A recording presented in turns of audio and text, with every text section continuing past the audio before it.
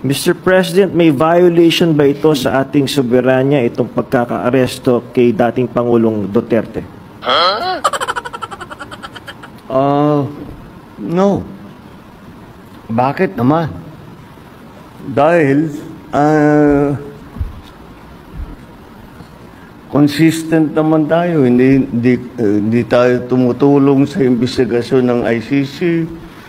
Wala tayong meron tayong contact sa kanila, natural.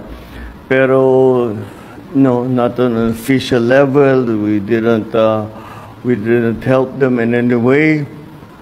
The arrest that we did today was in compliance with our commitments to Interpol.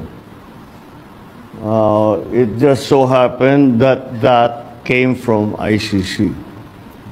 But it's not because it came from ICC. It's because it came from Interpol.